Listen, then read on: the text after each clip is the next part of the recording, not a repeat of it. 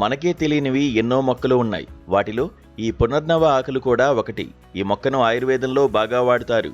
దీనిని బాధా నివారణగా ఉపయోగిస్తారు. దీని ఆకులు భారతదేశమంతా ఆకుకూరగా ఉపయోగంలో ఉన్నాయి. అంతేకాదు ఇది ప్రత్యేక స్థానం కలిగిన ఔషధ మొక్క. ఈ మొక్క ఆకులతో చేసిన పచ్చడి ఎంతో రుచిగా ఉంటుంది. అలాగే ఆరోగ్యానికి మేలు చేస్తుందని పెద్దలు అంటున్నారు. ప్రధానంగా లక్షల మందిని బాధించే మోకాళ్ల నొప్పి నివారణకు ఇది మహత్తర ఔషధంగా చెబుతారు. దీన్ని తెలుగు రాష్ట్రాల్లో తెల్ల గలిజేరు మొక్కగా పిలుస్తారు. ఈ తెల్ల గలిజేరు మొక్కను కామెర్లు, శరీర వాపు, తాపజనక వ్యాధులకు కూడా ఉపయోగిస్తారు.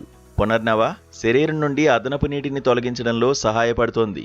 అందువల్ల ఇది మూత్రపిండాల రోగుల్లో మూత్ర విసర్జనను ప్రేరేపిస్తోంది. కిడ్నీలో రాళ్లను ఇట్టే కరిగేలా చేస్తోంది. వాపును తగ్గించడంలో సహాయపడుతుందని భావిస్తారు. ఇది సిరల్లో పేరుకుపోయిన చెడు కొలెస్ట్రాల్ను తొలగించడానికి సహాయపడుతోంది.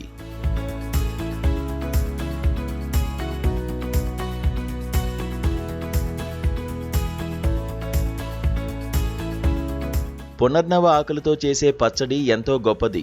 ఎందరో దీన్ని ఆదరణగా తింటారు. దీని రెసిపీకి కావలసిన పదార్థాలు: 2 కప్పుల పునర్నవ ఆకులు, 4 పచ్చిమిర్చి, 5 వెల్లుల్లి రెబ్బలు, 1 టేబుల్ స్పూన్ జీలకర్ర, 1 టేబుల్ స్పూన్ ధనియాలు, కొద్దిగా చింతపండు, రుచికి సరిపడా ఉప్పు, 2 టేబుల్ స్పూన్స్ నూనె, 1 టేబుల్ స్పూన్ ఆవాలు, 1 టేబుల్ స్పూన్ మినపప్పు, 2 ఎండుమిర్చి, కరివేపాకును తీసుకోవాలి.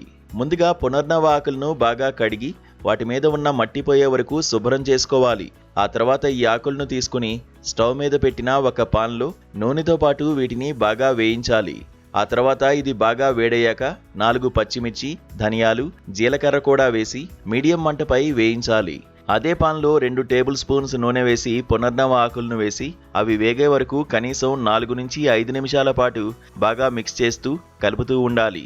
అలాగే వీటిని పచ్చివాసన పోయే వరకు మెత్తగా బాగా ఉడికించాలి. ఇలా చేస్తే ఈ పచ్చడికి అదిరిపోయే టేస్ట్ వస్తుంది. ఈ ఆకులు మగ్గితే అన్నంలోకి కూడా బాగుంటుంది.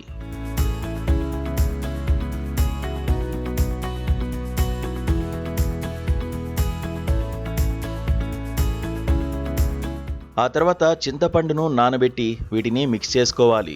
ఇంకా దీనిలో వేయించిన పచ్చిమిర్చి, ధనియాలు, 1 టేబుల్ స్పూన్ జీలకర్ర, 4 వెల్లుల్లి రెబ్బలు, చింతపండు రసం, రుచికి సరిపడా ఉప్పు కూడా వేసి కలుపుకోవాలి. ఇక చివర్లో వేయించిన పునర్నవ ఆకులను కూడా వేసి పచ్చడిలా మెత్తగా రుబ్బుకోవాలి.